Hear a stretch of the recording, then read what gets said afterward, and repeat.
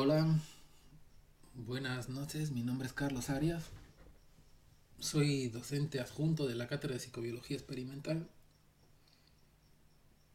y con el doctor Molina nos vamos a repartir los teóricos de este año. En esta ocasión estoy para presentarles contenidos que tienen que ver todavía con genética.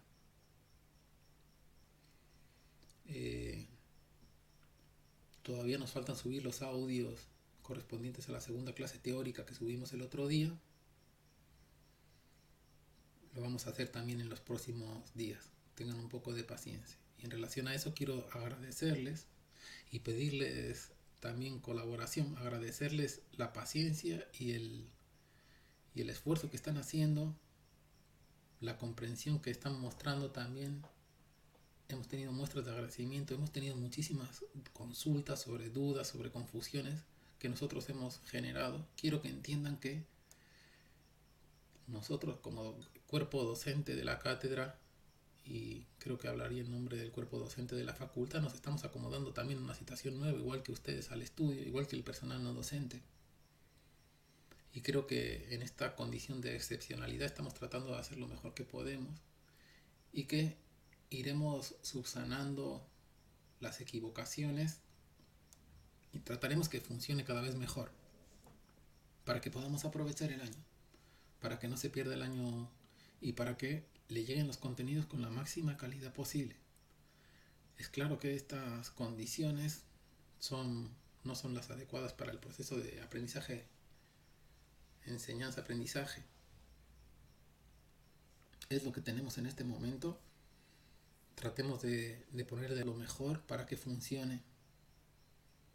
En ese sentido quería pedirles la colaboración, como lo hice en un aviso, para, para que, por un lado, lean, estén atentos a los contenidos de los avisos, estén informados, actualizados, hayan leído todos los contenidos de los avisos que se han subido al aula virtual,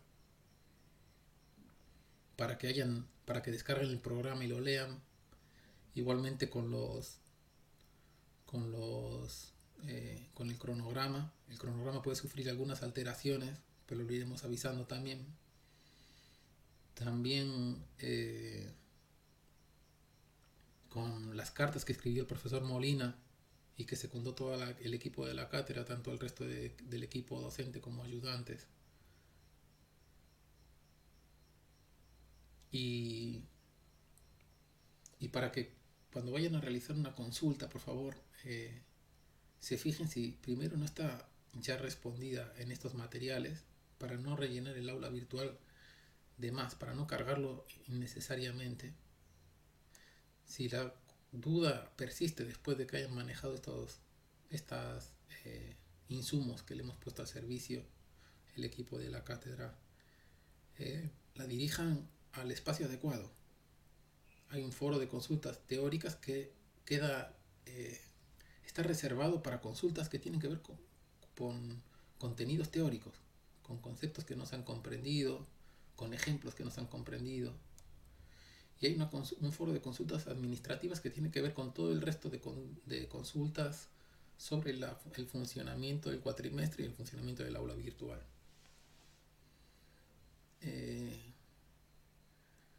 Esto nos ayudaría a preservar el aula virtual de la manera más liviana posible. Bueno, dicho esto, vamos a los contenidos de la genética del comportamiento. Pertenece a la unidad de genética y experiencia. La otra clase que subimos tiene que ver son contenidos más ligados a la etología. La etología como la disciplina que estudia el comportamiento y trabajaba con conceptos como instinto, trabajaba con conceptos como patrones típicos de especie, etc.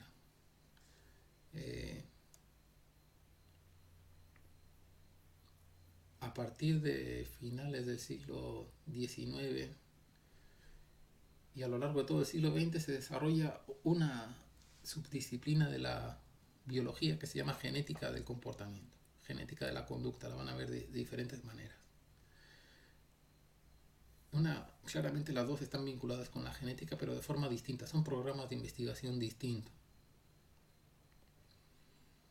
Yo les voy a subir la clase en dos archivos de PowerPoint.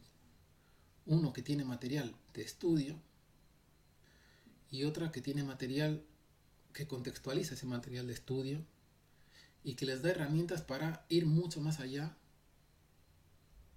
de los meros contenidos que aparecen en los manuales. ¿A qué me refiero con esto?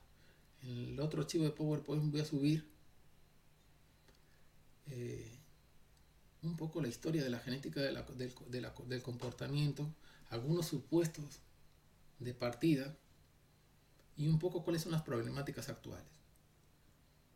Esto les dará, acompañado con una bibliografía que es sugerida para quienes tengan interés, les dará herramientas para empezar a conocer esta disciplina. El primer archivo de PowerPoint que tiene que ver con los términos técnicos que son objeto, o sea, que deben estudiar para los parciales y para los finales. Los divido en tres categorías. Los términos básicos, por un lado, algo así que le llamo yo términos centrales, y ahora les voy a explicar qué es, y los términos especializados. Ustedes tienen que estudiar en concreto los términos básicos y los términos centrales. Los términos básicos son términos que ya conocen, han escuchado nombrar. A veces hay errores de base en esos términos, en la concepción de esos términos. No vamos a profundizar mucho en ellos, están bien explicados en el Pinel en su mayoría.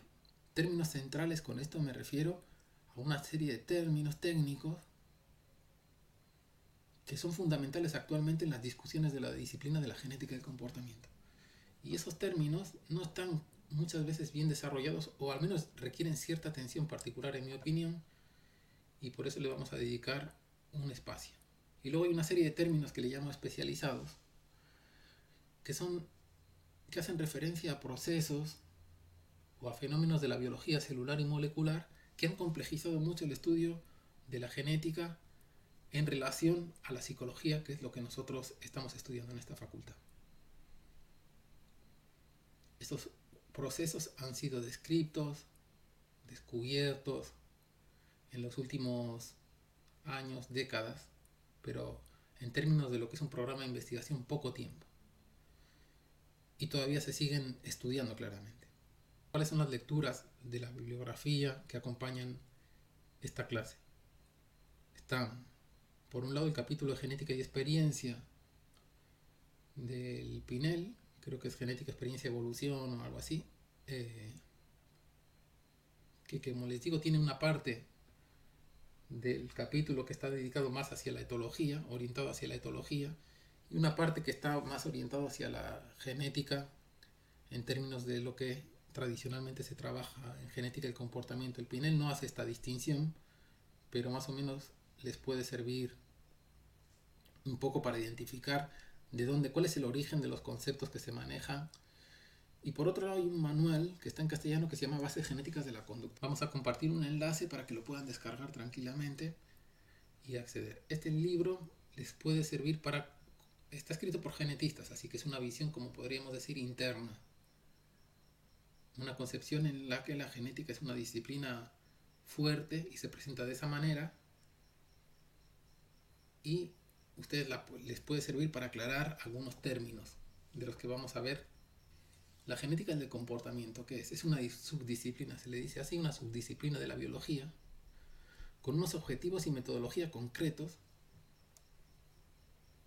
que informa a otras disciplinas con las que comparte supuestos, incluyendo a algunas propuestas de psicología, como la psicología cognitiva y la neurociencia cognitiva.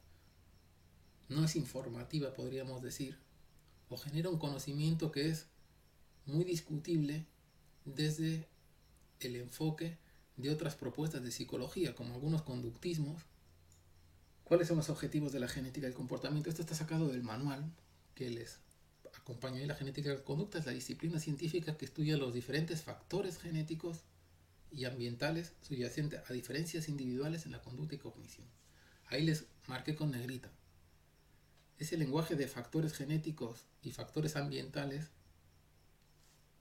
algunos de ustedes ya lo relacionarán, está muy familiarizado con la estadística, con los análisis estadísticos.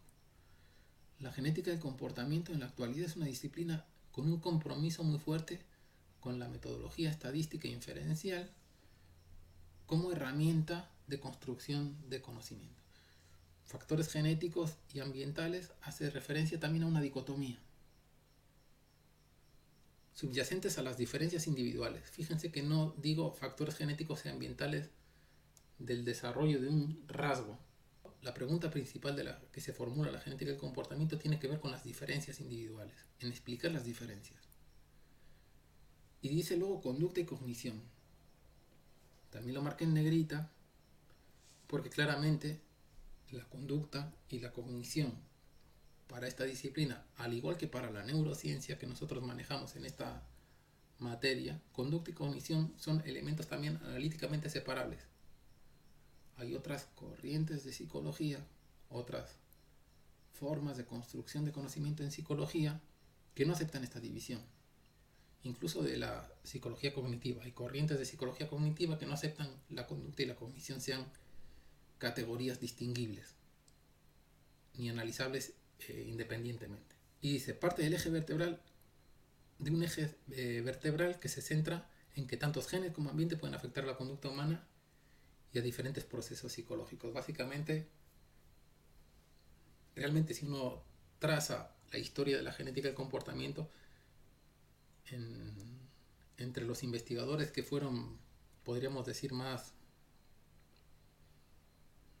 que se tomaron el proceso de investigación más críticamente, nunca hubo una creencia de que la genética, había un determinismo genético del comportamiento. Siempre se pensó desde un inicio de que tanto el ambiente como los factores genéticos son importantes. Bueno, si se fijan en una primera distinción, están los estudios poblacionales por un lado y están por otro lado los estudios de mecanismos. Los estudios poblacionales son estudios estadísticos. Si no dieran resultado estas investigaciones, no se pasaría al siguiente.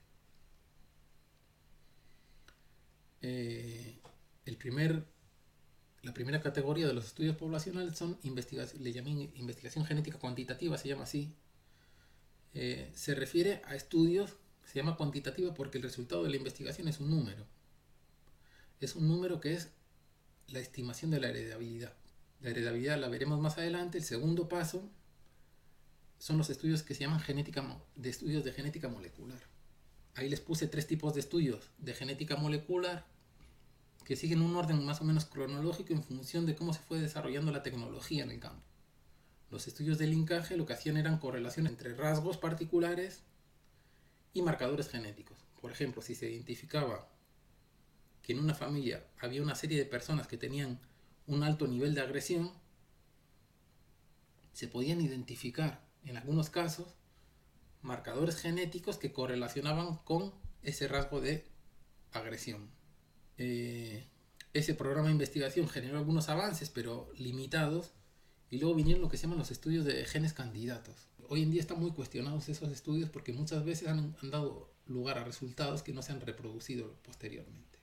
Y se sustituyeron esos estudios o se superaron de alguna manera por lo que le llamo ahí QTL, de las siglas en inglés, QTL, perdón, que son traducido al castellano serían los análisis de lugares de los caracteres cuantitativos.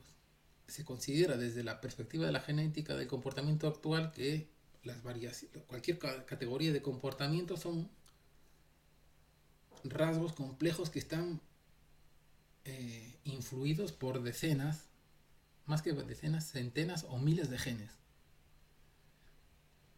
Entonces lo que se busca son esas variantes genéticas y se hacen estudios como son tantas los genes que se piensa que están relacionados con estas variantes, con estas variaciones en el comportamiento, se hacen estudios con cientos de miles de personas. Estos son los estudios que se llaman estudios de genoma amplio actualmente. Veremos algunos ejemplos en el otro archivo del teórico, en la parte 2. El siguiente paso es estudiar esos genes en el laboratorio.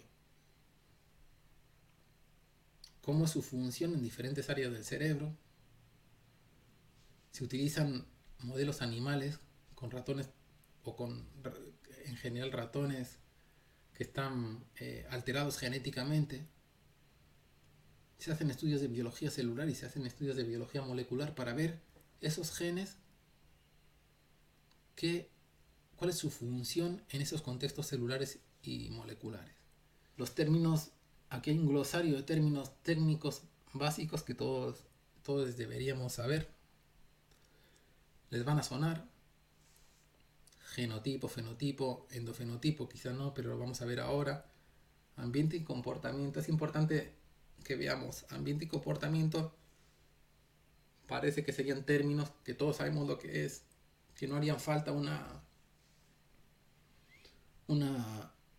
definición, un análisis conceptual importante, pero hay que decir, hay que diferentes paradigmas, podríamos decir, de psicología, consideran a efectos investigativos, en la práctica investigativa tratan el ambiente y el comportamiento de manera muy distinta.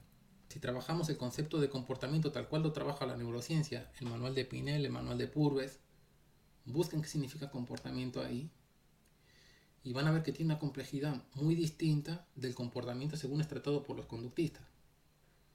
Y a la vez, en los diversos conductismos, el comportamiento significa cosas distintas también. Luego nos aparecen gen, como la unidad funcional del genoma, ADN, cromosoma y cromatina.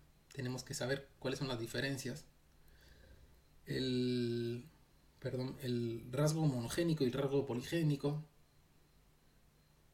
Monogénico se refiere a que estaría influido por un único gen. Son muy raros los casos en la medicina y en la fisiología que son rasgos que podríamos decir monogénicos. En la psicología podríamos decir que nada del comportamiento psicológico que podemos considerar comportamiento psicológico se puede considerar monogénico, no hay ningún dato que avale semejante hipótesis. El alelo, el polimorfismo, un alelo como cada una de las variantes de un mismo gen que tenemos. Nosotros tenemos 2 variantes genéticas de un mismo gen en cada célula, y si son idénticas las 2 variantes genéticas, decimos que somos un organismo homocigoto, y si son diferentes decimos que somos un organismo heterocigoto para ese gen.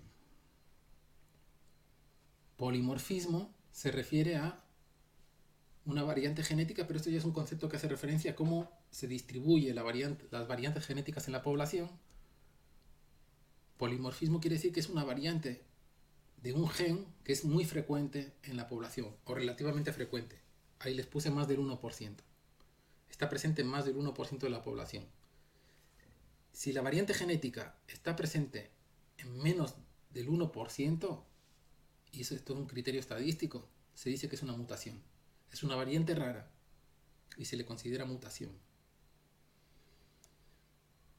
Dominancia y epístasis.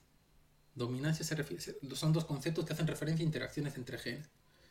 La dominancia entre los alelos de un mismo gen. Un gen puede ser dominante, se expresa independientemente de cuál sea la otra variante genética. Si es recesivo, los 2 alelos tienen que ser iguales para expresarse. Y epístasis hace referencia a interacciones entre genes, no del mismo alelo, sino diferentes genes de diferentes alelos, de diferentes, que cada uno tiene su función distinta. Y que el efecto de cada uno de ellos depende de los otros genes que están presentes en el mismo organismo. Veremos también los procesos, algunos procesos como el de meiosis, mitosis, el de transcripción y transducción, y el de una diferencia importante que tienen que tener es el de enfermedad congénita y enfermedad genética. Congénita quiere decir que naces con ello. Entonces una enfermedad congénita puede ser el síndrome de alcohol fetal. No hay un componente genético en el síndrome de alcohol fetal. Las causas del síndrome de alcohol fetal es que la madre consumió ciertas cantidades de alcohol en ciertos periodos del embarazo. Sin embargo, la fenilcetonuria, un ejemplo que pone el Pinel, es una enfermedad genética. Una enfermedad genética en el sentido de que tiene un fuerte componente genético. no quiere decir que el proceso patológico dependa solamente de genes. Depende de genes y depende de un gen particular, de una variante genética, y depende de la dieta también de la persona. Pero se considera genética en tanto tiene una fuerte influencia genética. Y luego vamos a ver una serie de términos centrales que ya les he dicho que me parecen importantes para mí: el de plasticidad fenotípica, heredabilidad epigenética y el de interacción.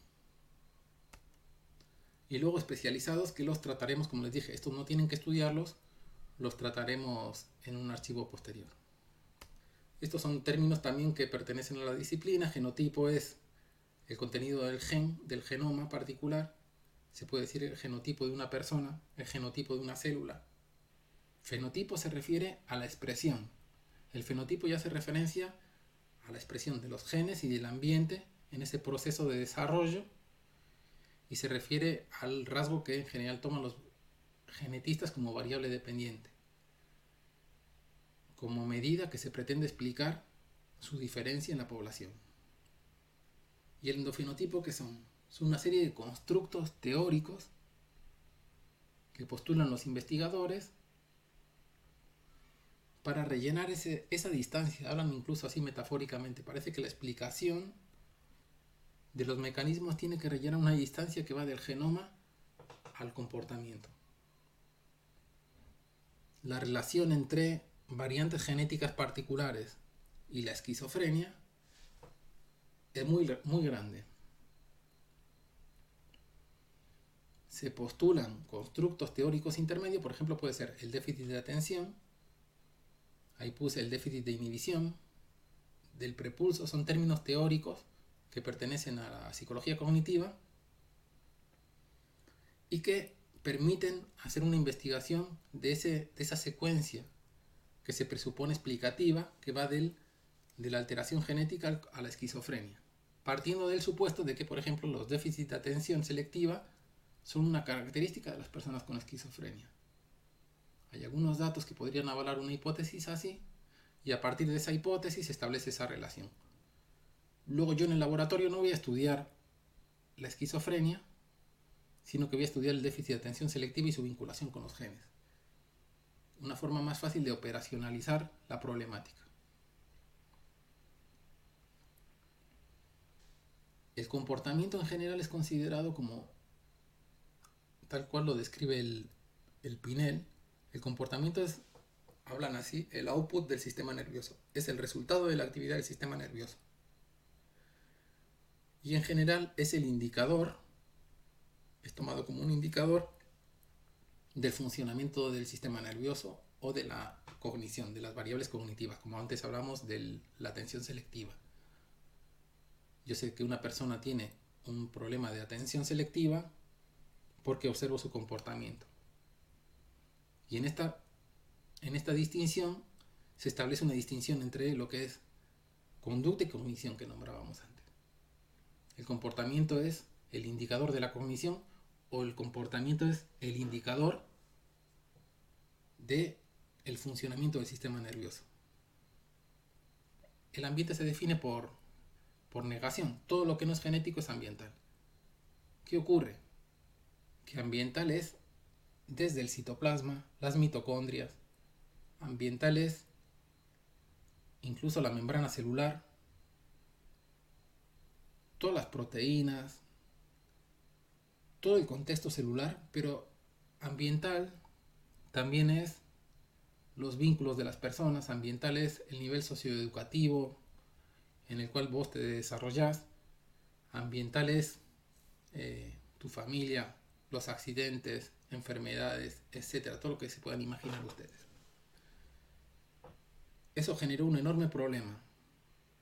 Lo discutimos en el otro archivo de PowerPoint por si les interesa. ¿Y qué son los genes? Los genes son esas secuencias identificables de ADN que tienen una función particular. Saben que el ADN es esa doble hélice famosa que está compuesta por secuencias de nucleótidos que a su vez están compuestos por las bases nitrogenadas como uno de los elementos fundamentales. Y ahí se representan un par de cromosomas homólogos donde se ve dos alelos, por ejemplo, marcados en rojo, perdón, estoy señalando la pantalla, dos alelos del mismo gen. Si son iguales, diremos que son dos alelos, que este organismo o esta célula es homocigota para este gen. Si son distintos, diremos que es un organismo heterocigoto. Acá se representa el ciclo de vida celular, lo que sería el proceso mitótico de división celular, ¿no? El ciclo de vida, los cromosomas tal cual los solemos ver representados como esos bastoncitos, solamente tienen esa forma en una parte muy pequeña del ciclo vital, que es cuando la célula se está dividiendo. El resto del periodo de su vida es un ovillo, están estirados. Es como si agarráramos el ADN y en lugar de empacado estuviera completamente estirado. Básicamente que se empaque de esta manera en forma de los ovillos facilita la división, claramente. Pero el resto del tiempo está de esta manera desenrollado. Y eso facilita que se pueda expresar el ADN, porque está disponible para los procesos de transcripción, podríamos decir. Aquí es una foto del ADN en un estado de interfase donde está completamente desenrollado. Cuando está en esta forma de desenrollado se le llama cromatina. La cromatina es toda esta maraña, como si fuera un collar de cuentas enorme, y los puntos negros que aparecen alrededor o en diferentes puntos del trayecto del ADN son lo que se llaman histonas. Las histonas son otro componente de la cromatina, un componente de las cromatinas y un componente importante para la epigenética, que ahora vamos a ver lo que es. Las histonas, voy a pasar acá, luego vuelvo para atrás, las histonas pueden estar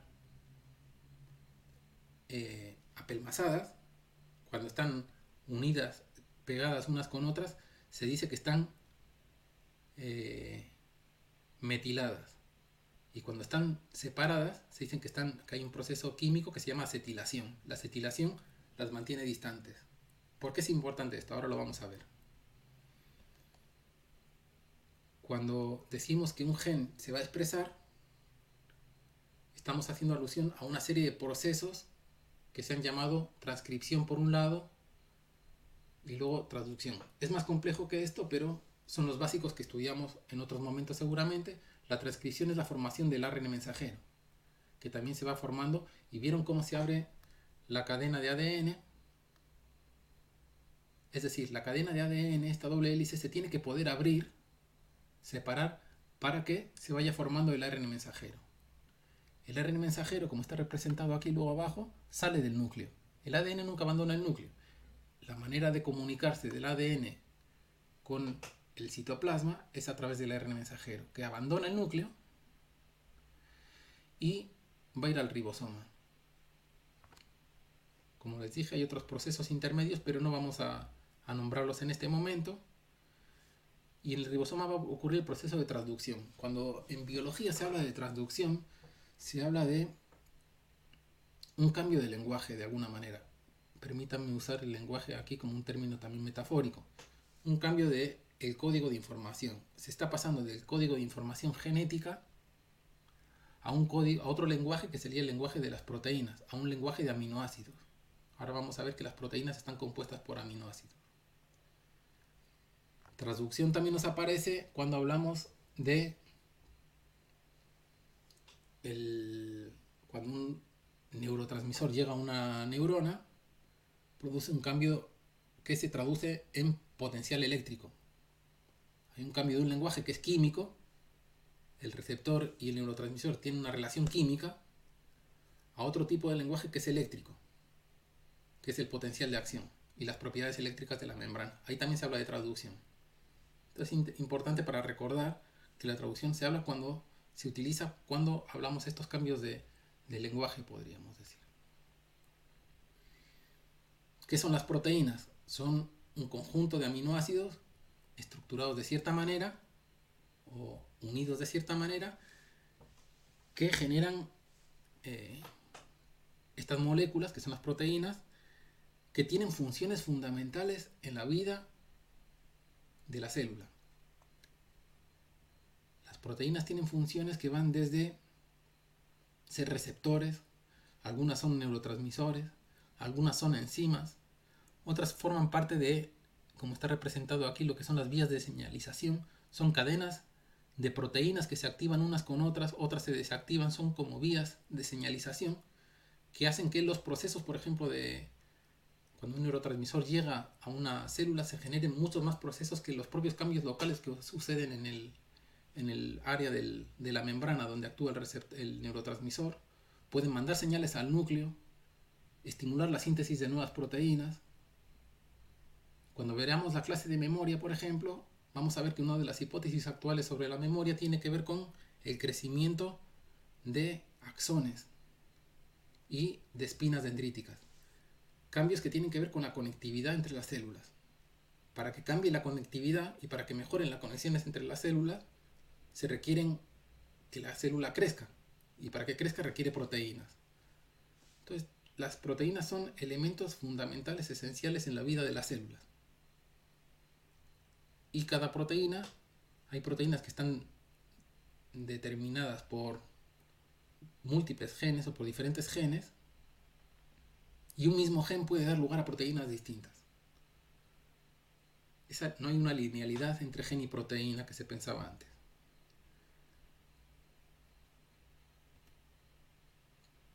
Entonces, ¿por qué es importante estos dos procesos que veíamos antes, la metilación y la acetilación? Son importantes porque si hemos dicho que para que se transcriba un gen determinado, que imaginemos que hay un gen localizado en esta porción del ADN.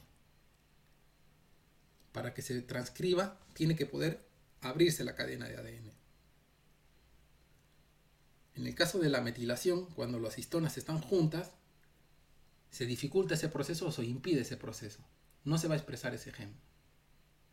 Sin embargo, cuando están separadas, están bajo este proceso de acetilación que decíamos antes, este gen sí está disponible para que se pueda separar esa cadena, se pueda dividir esa cadena de ADN, como veíamos aquí, y entonces se pueda empezar a iniciar el proceso de expresión. Entonces, cuando el proceso de metilación inhibe la transcripción y el proceso de acetilación permite la transcripción del ADN de un gen particular. Y esos precisamente son el tipo de fenómenos que estudia la epigenética. La epigenética aquí está puesta como el estudio de las variaciones en los fenotipos, en los rasgos, que no son consecuencia de variaciones en la secuencia de ADN, no son consecuencia de variaciones en la secuencia de nucleótidos, ni las bases nitrogenadas. Dicho de otra manera, no son mutaciones, no son polimorfismos. Y son potencialmente heredables. ¿Qué quiere decir eso? Que sin ser mutaciones y sin ser polimorfismos, se pueden pasar de una generación a otra. No son mutaciones, no son polimorfismos, insisto en esa idea, son cambios no en la secuencia del ADN, sino cambios en la estructuración de la cromatina, por ejemplo, a través de procesos de metilación o acetilación, que favorecen o impiden la expresión de genes particulares. Dicho de otra manera, la epigenética estudia la dinámica, pone ahí, de transcripción del ADN a ARN mensajero. Por ejemplo, metilación y acetilación, que son los dos procesos que hemos visto anteriormente. Los cambios epigenéticos se explican, como hemos dicho antes, todas las células de nuestro organismo tienen el mismo genoma. Sin embargo, no tiene mucho que ver una neurona con un hepatocito, con una célula del hígado o con una célula de la piel. Cumplen funciones distintas, tienen formas distintas, pero todas tienen el mismo contenido de secuencia de ADN, el mismo genoma. Lo que cambia son mecanismos epigenéticos que hacen que se expresen unos genes y no otros. Estos mecanismos epigenéticos están activados por el ambiente de alguna manera. Durante el desarrollo, los procesos que ocurren en el ambiente celular influyen en que durante la embriogénesis, lo vamos a ver en el capítulo de desarrollo, influyen en qué tipo de célula se va a generar en función del contexto celular en el que está. Y en los años 90, aproximadamente años 80, años 90, también se descubrió que los cambios ambientales, por ejemplo, el estar sometido a situaciones de estrés o los cambios en la dieta, generan también cambios en la expresión, en cambios epigenéticos. ¿Qué quiere decir eso? Que las diferentes dietas generan también cambios en nuestro genoma, no en su secuencia de ADN, no estamos hablando de mutaciones, sino cambios en qué genes se expresan o no se expresan. Esos cambios epigenéticos pueden explicar por qué, por ejemplo, dos gemelos idénticos difieren en algunas funciones de sus órganos particulares. Porque han seguido dietas distintas, porque han estado expuestos a niveles de ejercicio diferentes, a hábitos de vida completamente diferentes. Así como se puede estudiar el genoma de una persona, también se puede identificar el epigenoma, podríamos hablar. Hay formas de secuenciar o de identificar esos cambios epigenéticos. Otro concepto de los centrales, el de epigenética era uno. Otro concepto de los centrales que me interesa también llamar la atención es el de plasticidad fenotípica. Plasticidad es un término que se puede aplicar al sistema nervioso, se puede aplicar al comportamiento, se puede aplicar, como en este caso, a los fenotipos, en el lenguaje de la genética. Plasticidad se refiere que es variable, que hay pero con ciertos márgenes, que no es completamente cualquier cosa, que no puede ser el resultado de cualquier cosa, sino que hay un rango, y lo que se hace alusión es a ¿cuál es ese rango? La pregunta clave es ¿cuál es ese rango? Cuando se aplica al sistema nervioso se dice que el sistema nervioso es plástico. Tiene una propiedad de plasticidad, quiere decir que puede cambiar durante el desarrollo, puede cambiar durante las experiencias. Cuando se habla del comportamiento, que el comportamiento es plástico, es lo mismo, estamos hablando a un nivel de comportamiento, el comportamiento puede variar en función de nuestras experiencias, claramente. Cuando hablamos de plasticidad fenotípica, estamos hablando que los fenotipos, en la lógica de construcción de conocimiento de la genética y comportamiento, los fenotipos pueden variar. Este es el caso, está representado acá el caso, tiene el artículo, la publicación al lado de una persona que nace con un hemisferio cerebral solo. Ustedes estudiaron en fisiología, neurofisiología, que el sistema nervioso en los lóbulos occipitales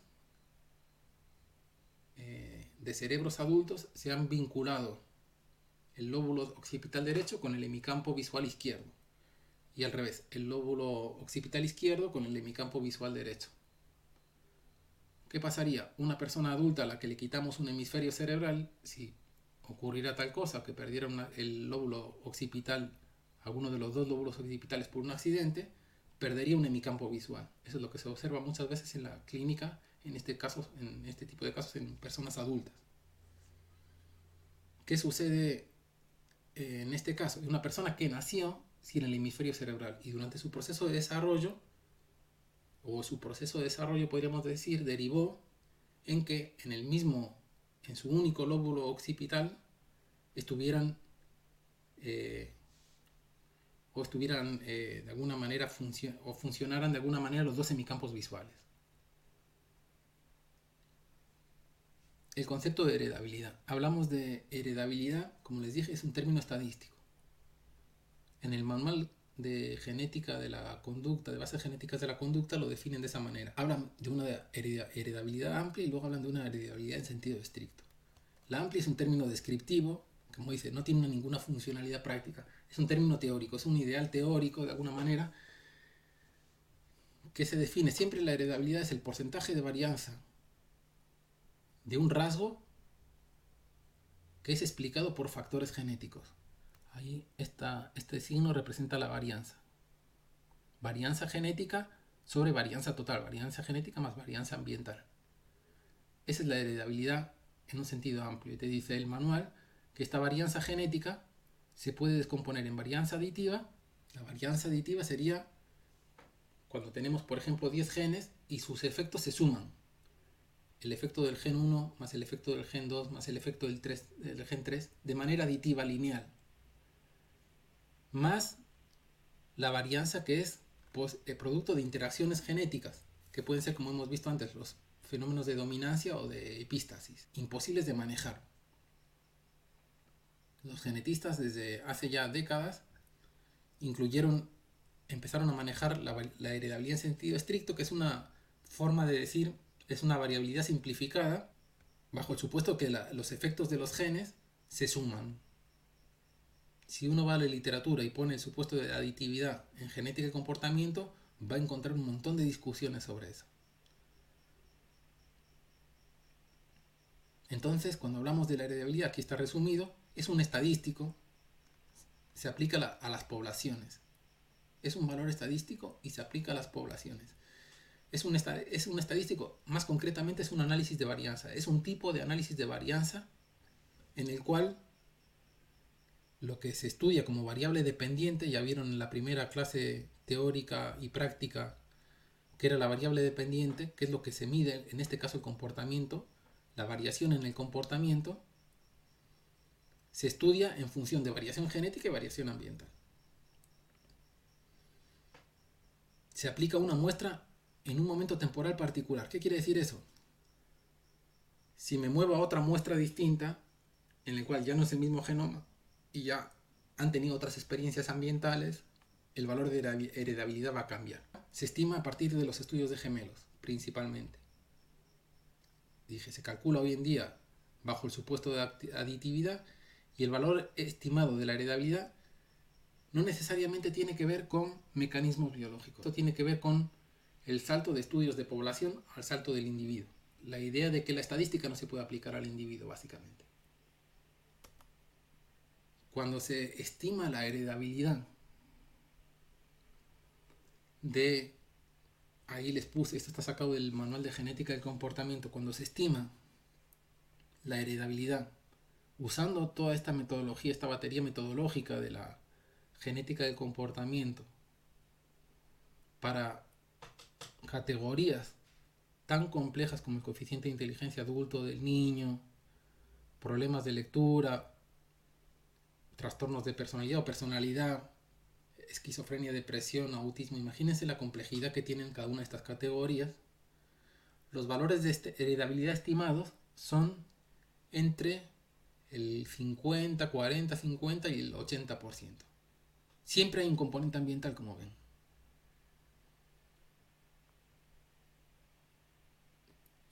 Si vienen, me acompañan a la segunda parte del archivo, que no tienen que estudiar, vamos a ver algunos de los problemas que tienen estos cálculos de heredabilidad y por qué están tan cuestionados hoy en día, tanto desde dentro de la biología como desde fuera de la biología.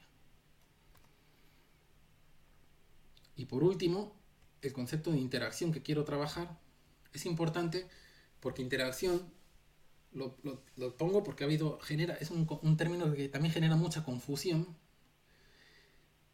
como en general cualquier término que es multívoco, que tiene diferentes significados en función de los contextos de uso. Y en ese sentido, en genética del comportamiento también ha habido mucha literatura analizando confusiones generadas a partir de diferentes sentidos del término interacción. Dentro de la lógica del análisis de varianza, se mira cuánto pesa un factor sobre la variación de un rasgo. Si se introducen dos factores en el análisis, se mira cuánto explica uno de esos factores sobre la variación, cuánto explica el otro de la variación y la interacción. ¿Qué quiere decir la interacción? Que el efecto de uno de los factores sobre la variación depende del otro factor. Traducido esto a la genética del comportamiento quiere decir que en un análisis estadístico el efecto de un gen sobre la variación en una categoría de conducta determinada depende de el otro factor que puede ser el ambiente. Ahora vamos a ver un ejemplo. Pero es un sentido, en el sentido estadístico, hace referencia a un término técnico estadístico referido a poblaciones. Si yo digo que los genes y el ambiente interactúan de forma estadística, esto no es obvio y es algo que se tiene que demostrar estadísticamente.